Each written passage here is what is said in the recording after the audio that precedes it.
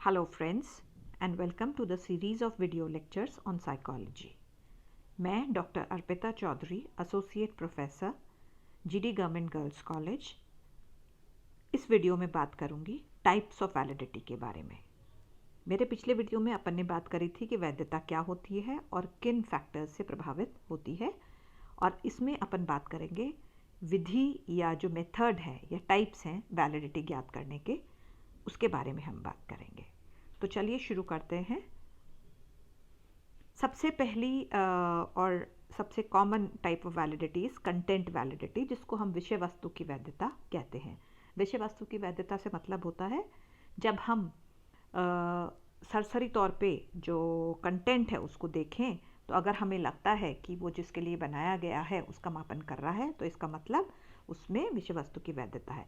इसको हम intrinsic validity भी कहते हैं, आंतरिक वैधता या रेलेवेंस वैलिडिटी या रिप्रेजेंटेटिवनेस। रिप्रेजेंटेटिवनेस मतलब किस हद तक वो प्रतिनिधित्व कर रहा है, तो इसको इस प्रतिनिधित्व वैलिडिटी के नाम से भी बोल सकते हैं। और जैसा मैंने बताया इसमें करते क्या है, हम सिस्टमेटिक एग्जामिनेशन करते हैं। जो टेस्ट कंटेंट है, जो परीक्षण सामग्री है, उसको सरसरी दृष्टि से जब हम देखते हैं और अगर हमें लगता है कि वो पूरी तौर पर जो व्यवहार है जिसके लिए हमने बनाया, जिस शीलगुण के मापन के लिए हमने इस परीक्षण को बनाया, उसका पूरी तौर पे प्रतिनिधित्व कर रहा है उस एरिया का, उस शीलगुण का, तो इसका मतलब है कि उसमें विषय वस्तु की या कंटेंट वैलिडिटी है या आंतरिक वैधता उसमें है। सो इस प्रकार हम ये कह सकते हैं it is concern with the relevance of the content, कि हमारी जो सामग्री है, जो विषय वस्तु है, वो कितनी रेलेवेंट है, कितनी सही है, जिस चीज़ के लिए हमने बनाया उसके लिए वो पूरा उसको कर रही है कि नहीं कर रही है। हर पद अकेले में और इंडिविजुअली एंड पूरा परीक्षण के रूप में वो उस क्षेत्र का प्रतिनिधित्व करता है कि नहीं करता, उसको हम कंटेंट वैलिडिटी कहते हैं। कंटेंट वैलिडिटी में दोनों आ जाती हैं, item validity and sampling validity. देखिए आइटम वैलिडिटी क्या होती है, पद वैधता। पद वैधता is basically concern with whether the testing items, जो हमारे पद हैं, परीक्षण के जो पद हैं, वो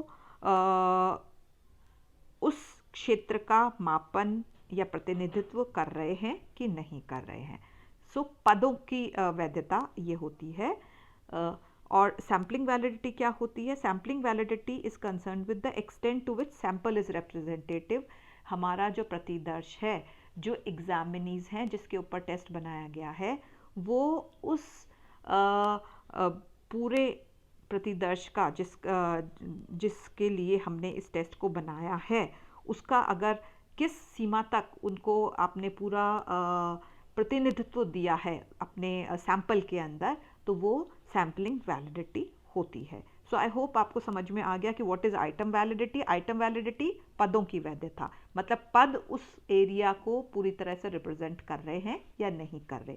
और सैम्पलिंग वैलिडिटी मतलब प्रतिदर्श या जो एग्जामिनीज हैं, वो जिन लोगों के लिए हमने बनाया, सपोज युवाओं के लिए बनाया, तो युवाओं में अगर हमने युवा के लिए बनाया तो उसमें ग्रामीण भी होने चाहिए, शहरी भी होने चाहिए, लड़कियां भी होने चाहिए, लड़के भी होने चाहिए, हर सोशो इकोनॉमिक सेगमेंट के होने चाहिए।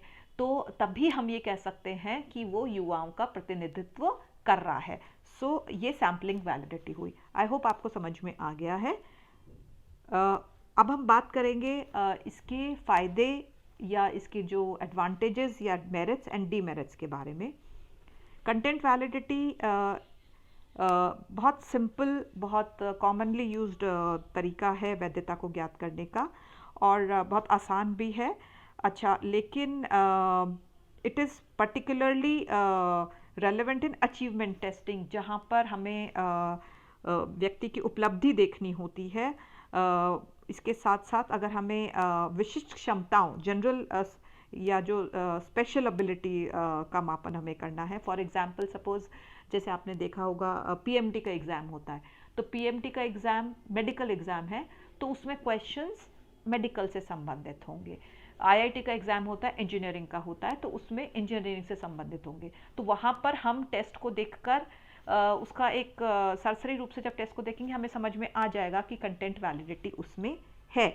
तो इसीलिए जैसे मैंने बोला जहाँ पे विशिष्ट क्षमताओं का हमें मापन करना है, जैसे मैंने आपको बोला इंजीनियरिंग स्किल्स हैं या जो आपकी मेडिकल स्किल्स हैं या मैनेजमेंट स्किल्स हैं, जैसे कैट का एग्ज़ाम मैनेजमेंट के लिए होता है। तो ये जो सारे एग्ज़ाम्स हैं, क्लैट का एग्ज़ाम लॉ के एप्टीट्यूड का मापन करता है, तो ये सारी विशिष्ट क्षमताओं का मापन कर, तो वहाँ जहाँ पर आपको विशिष्ट क्षमताओं का मापन करना है वहाँ पर भी कंटेंट वैलिडिटी बहुत ज़्यादा सहायक होती है। लेकिन इसका डीमेरिट ये है कि it is not suited to aptitude और पर्सनालिटी टेस्ट। पर्सनालिटी टेस्ट के अंदर हम ये जो कंटेंट वैलिडिटी है बहुत ज़्यादा उसके लिए सही नहीं है। या जैसे मैंने बोला कि एप्टीट्यूड अभिक्षमता का अगर आपको देखना है तो उसके लिए भी नहीं है, क्योंकि देखिए पर्सनालिटी का एक तो क्या पर्सनालिटी का एरिया बहुत वाइड होता है, तो कई बार जो आइटम्स हैं वो पूरी तरह से उसको कवर नहीं कर पाते। अगर हमें पर्सनालिटी का एक एरिया स्टडी करना है तो ये सही हो जाएगा, लेकिन टोटल अगर हमें, तो क्योंकि पर्सनालिटी का बहुत विस्तृत क्षेत्र है तो इसलिए ये कंटेंट वैलिडिटी बहुत ज़्यादा सूटेबल उसके लिए नहीं होता। अब हम बात करेंगे दूसरी प्रकार की वैलिडिटी के बारे में। This is construct validity. Construct validity, इसको हम ट्रेट या शीलगुण वैधता भी कहते हैं। देखिए कंस्ट्रक्ट क्या होता है? कंस्ट्रक्ट इज एनी हाइपोथेटिकल, हमने काल्पनिक जो एक शीलगुण जिसका हम मापन करने जा रहे हैं उसको हम ट्रेट या कंस्ट्रक्ट बोलते हैं। और होता क्या है ये? देखिए construct validity is a degree to which a test measures an intended hypothetical trait.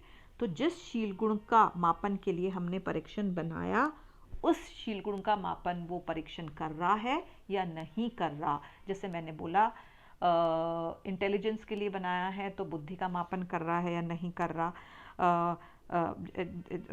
देखिए जैसे मान लीजिए हम जैसे इंटेलिजेंस है, क्रिएटिविटी है, ईगो स्ट्रेंथ, ये सब शील गुण हैं, अलग अलग शील गुण हैं। तो अगर आपने टेस्ट 10 साल के लड़कों के बुद्धि मापन के लिए बनाया तो उसमें अगर 10 साल वाले लड़कों के सारे एस्पेक्ट्स कवर होते हैं तो हम ये कह सकते हैं कि उस टेस्ट में कंस्ट्रक्ट वैलिडिटी है। So this is construct validity. और फ्रेंड्स मैं फिर बता दूं एक बार आपको कि क्वेश्चन रिलायबिलिटी और वैलिडिटी पे आवश्यक रूप से आता है, तो इसको अच्छे से तैयार कर लें। और जनरली क्वेश्चन इस प्रकार आता है कि वैधता क्या होती है, वैधता की 2 विधियों को समझाइए। तो जब आप 2 विधियों के बारे में बात करें तो उसकी मेरिट्स और डीमेरिट्स की ज़रूर बात करें। और इसी तरह से रिलायबिलिटी पे भी क्वेश्चन आ जाता है। तो so that was all about methods of validity. मेरे एक अगले वीडियो में भी अपन अलग जो टाइप्स ऑफ वैलिडिटी की बात करेंगे, तो उसको ज़रूर देखें जिससे कि आपको समझ में आ जाए कि और कौन से मेथड्स ऑफ वैलिडिटी या टाइप्स ऑफ वैलिडिटी हैं। So that was all about construct validity and content validity. Thank you so much for watching, and please continue to watch my videos on psychology. Thank you.